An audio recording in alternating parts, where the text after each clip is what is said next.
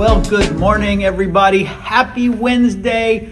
It is our time of week where we spend a few minutes together. I bring my cup of coffee. I got just a regular cup of Joe. Made it up this morning. Actually been ordering it online, grinding it up, and made my third cup to spend these few minutes with you. It is a busy time of year. It is a short week. Today is the Wednesday. Really is like a Friday because tomorrow, as I'm sure you're aware, is Thanksgiving Day, and we are into the holiday season. For me, and probably for you, it seems like a lot of times the year, just this last month between Thanksgiving and Christmas and New Year's, just barrels full steam ahead. So much going on. But I did want to spend just a few minutes with you today, reminding us of this holiday tomorrow, this idea that we've been talking about on Sunday mornings for several weeks, the idea that we can be thankful, that gratitude is a key marker of the health of our spiritual life. That's something I'm becoming more and more convinced of, and really trying to be more and more aware of in my own life, that there's something about having preacherism, attitude of gratitude, a sense of being thankful even in the worst of circumstances.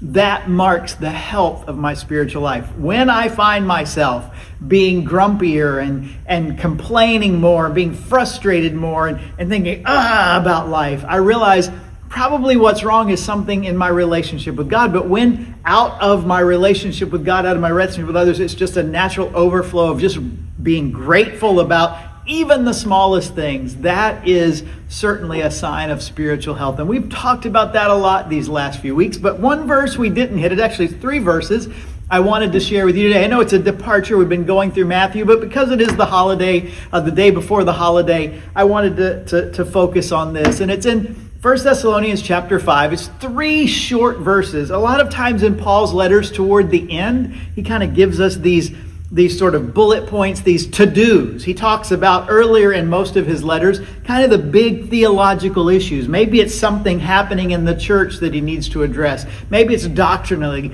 that he just wants to set some things right about who Jesus is and what he has done. But usually toward the end of his letters, he has some more practical ideas. And these 3 verses in 1 Thessalonians 5, right toward the end of it, really fit that bill. It's 1 Thessalonians 5, 16, 17, and 18. All 3 verses, very short. Verse 16, be joyful always. Verse 17, pray continuously or pray without ceasing. Verse 18, give thanks in all circumstances. That really fits today. And then the summary of that, for this is God's will for you in Christ Jesus.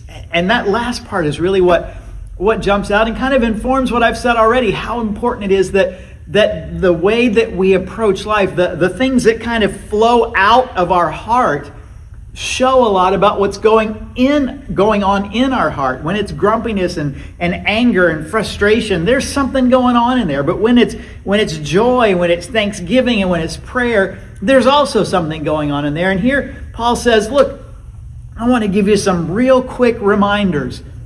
Be joyful always.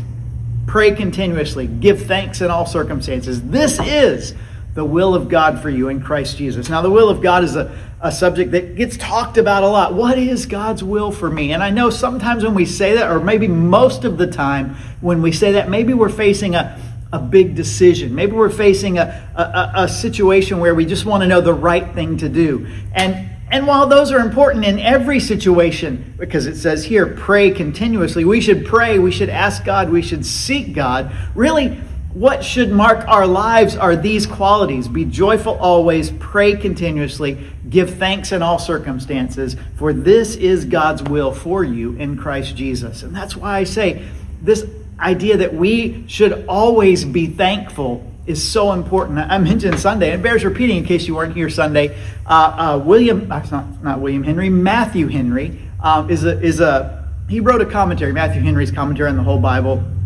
kind of a theologian, pastor, that sort of thing. And he he writes in his diary on the day he was robbed. He was robbed just out and about, and he went home, and in his diary's been found. And this is what, even in the midst of being robbed, he says, I have 4 things to be thankful for. Now that's pretty impressive, right? If something that bad happens to you, to come out and say, I have 4 things to be thankful for. And this is what he said. Number 1, I'm thankful that I've never been robbed before. Okay, so that's the first time it's ever happened, so that's good. Number 2, I'm thankful that they might have taken my purse or my wallet, but they didn't take my life. Number 3, I'm thankful that even though they took all I had, I didn't really have much with me. And number 4, I'm thankful that I was robbed and not the one doing the robbing. That's pretty impressive to me, that in his diary, on a day when we would think he had every reason to be frustrated and mad and scared or upset or whatever, Matthew Henry writes, I've got 4 things to be thankful for. He really took these verses to heart, that he could be joyful always, he could pray continuously, he could give thanks in all circumstances. And this is, Paul says, God's will for you in Christ Jesus. So this Thanksgiving season, just to reiterate what we've talked about so much, it's not just a day on the calendar, although I hope it is an important day, and it is an important day. I hope it's a big day for you. I hope you have plans tomorrow to spend it with the people you love, maybe eating some of your favorite foods and spending some time just relaxing and recognizing all of the many blessings that we have. But I hope it's not just a one-day-a-year thing. I hope it is something that marks us as followers of Christ, that we have always something to be thankful for, that we can, in the words of Paul here, give thanks in all circumstances. That means certainly when it's easy to give thanks because circumstances are good, but it also means when it might be harder to give thanks when circumstances are bad, we can give thanks in all circumstances. Thanksgiving is a key barometer of the health of our spiritual life.